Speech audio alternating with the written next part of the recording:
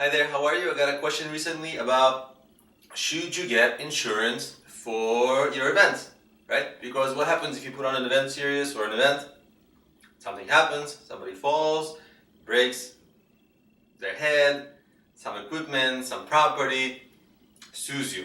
Oh my God, right?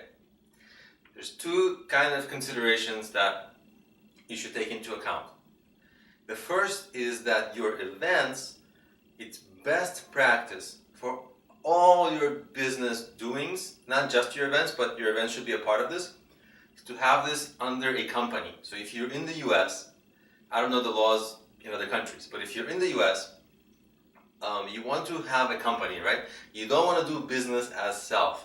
Because if you do the business as self and somebody sues you, right, for liability, like they came to your event, they slipped on a banana peel, they fell, now they get $1 million in medical bills, and they sue you for that because it was your event, you should have had the responsibility. So what happens is, if you do this under a company, like an entity, business entity that you open with your state, then you can't lose. Most likely, they will sue the company, right? Unless you do it incorrectly. But if you do it correctly, if you open your company correctly, the business entity, they'll sue the business entity, but not you. So let's say the business will owe money, right? But not you personally, right? So you can't lose your house, you can't lose your car or possessions, things like that, right? The business has to, pay that money, and the business can say, okay, we're out of business, or something like that, or but you certainly don't want to be personally liable. Now, what happens with insurances? You can buy different kinds of insurances. So even for your business or for you personally, you can buy, event liability insurance. There are various standard packages with most carriers, most insurance companies offer a very standard packages.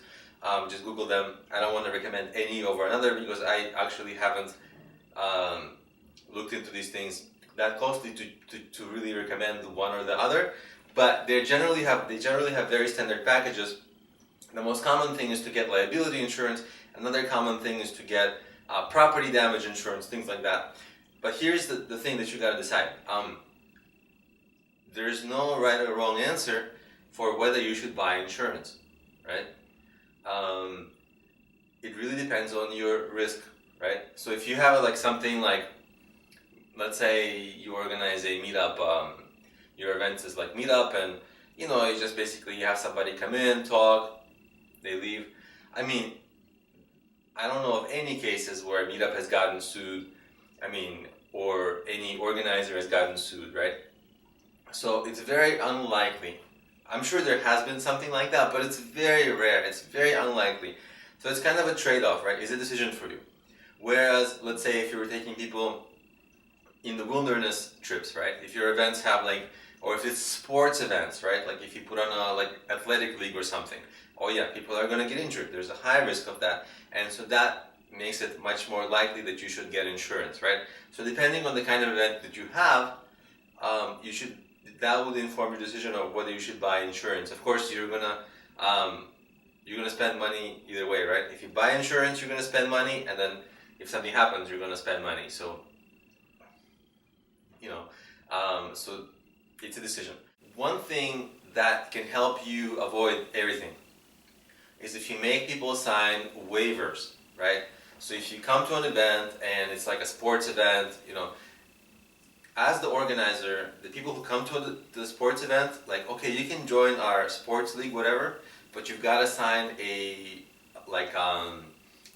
waiver, like the company who's putting on the event is not liable if I get injured, it's not liable this and that, in checkmark, right? You can also do that same thing with people who come on your website.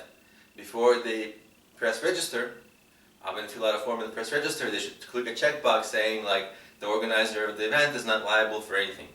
This goes also for your carpools. If you are helping people organize carpooling, sometimes people don't know each other. Sometimes you don't know. People will surprise you. They'll get a little bit weird with each other. Who knows?